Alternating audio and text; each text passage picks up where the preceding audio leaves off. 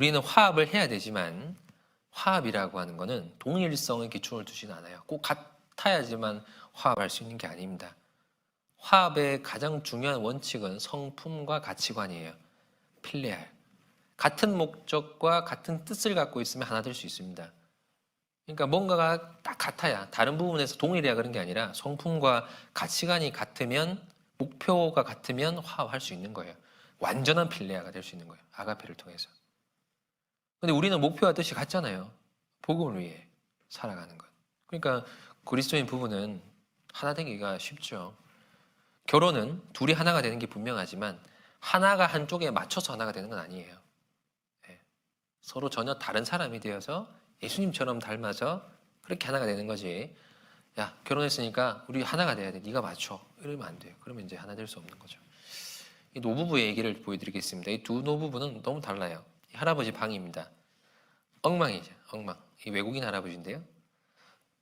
엉망이에요. 근데 이 할아버지 이걸 너무 좋아해요. 이 약간 어질러진 그 상태를 너무 좋아해요. 제일 좋아하는 거는 누워서 스마트폰 보면서 노래 부르는 걸 좋아하십니다. 근데 할머니는 완전 달라요.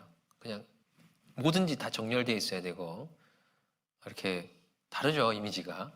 그래서 근데 아내 둘 다 서로를 이제 다 이렇게 인정합니다. 다른 거를. 그는 혼자 있을 때 행복해요. 왜냐하면 혼자 있을 때 그는 말할 필요가 없으니까요.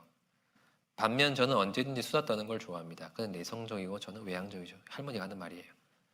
우리는 각자의 공간을 존중하고 서로의 차이점도 존중합니다. 저는 베리처럼 코앞에 휴대폰을 갖다 대고 누워있는 게 좋다고 생각하진 않지만 그게 그의 방식이고 그에게 중요한 일입니다. 할아버지는 이렇게 얘기를 했어요. 배우자를 믿는 것은 맞지만 실제로는 언제든지 상대방을 내 뜻대로 통제할 수 있다고 믿는 것은 어리석은 일이에요. 중요한 부분이잖아요. 그러니까 사실은 뭐 방을 어지는 걸 좋아하고 정돈하는 걸 좋아하고 이건 그냥 아까 그 탕수육을 부어 먹냐 찍어 먹냐 차이밖에 안 되는 거예요. 중요하지 않아요. 우리가 이제 그 공통점, 동질성으로 삼아야 될 제일 중요한 거는 성품과 가치관이. 어떤 목적을 갖고 어떤 뜻을 갖고 무슨 일에 협력하느냐 그게 제일 중요한 거고 나머지는 그다지 중요하지 않습니다. 치약을 중간부터 짜냐 뒤로부터 짜냐 하나도 안 중요한 거잖아요. 그러니까 서로의 차이점들을 어느 정도 인정하고 용인하는 게 필요한 거예요. 근데 왜 다르지? 그러니까 그걸 비난하고 거부하는.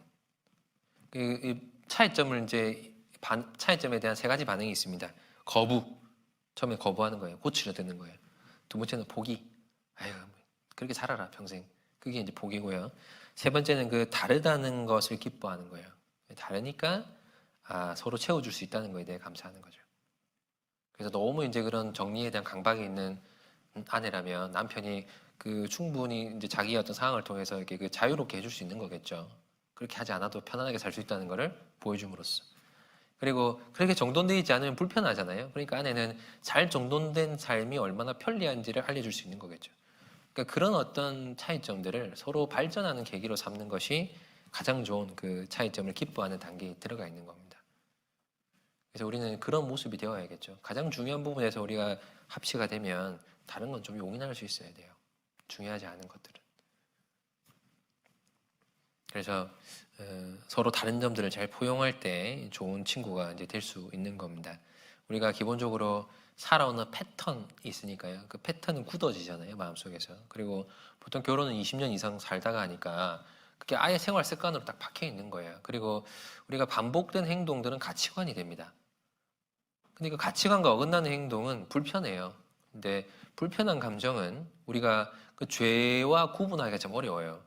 정서적으로 불편한 어떤 감정 자체를 죄를 볼 때 느끼는 감정과 비슷하거든요. 그러니까 구분이 잘 어렵습니다. 그러니까 저건 잘못된 거야 라고 이제 정의하는 거예요. 자기의 감정의 그 느낌을 갖고. 저거를 양말을 뒤집어 놓는 건 죄야 이렇게 느끼니까 이해하려고 안 하고 정죄를 하려고 하죠. 그리고 옷을 아무데나 벗어놓는 거는 불편하죠. 그렇지 않은 환경에 자라온 사람에게는. 그러니까 불편한 감정이 그 죄를 느낄 때 감정과 같아요. 그러니까 죄야. 그래서 그걸 굉장히 이제 필요 이상으로 과다하게 이제 비난하게 되는 겁니다. 그런 부분들이 얼마나 많겠어요. 달리 살아왔으니까. 욕구도 다른데다가 살아가는 환경도 다르니까 서로 비난할 게 얼마나 많겠습니까? 그래서 그런 것들을 우리가 충분히 이제 잘 구별해서요. 감정을 잘 구별해서 그거를 이제 잘 포용해주고 그리고 수용해주고 또 부드럽게 이게 좀 이렇게 얘기해서 고칠 부분은 그렇게 고치는 것이 중요한 겁니다. 차이가 있다는 걸 인정해야 돼요. 그걸 포기하지 말고 이분들처럼 그럼에도 불구하고 행복하게 살 수 있다는 거를 우리가 좀 우리도 삶 가운데 좀 배워야 할 필요가 있습니다.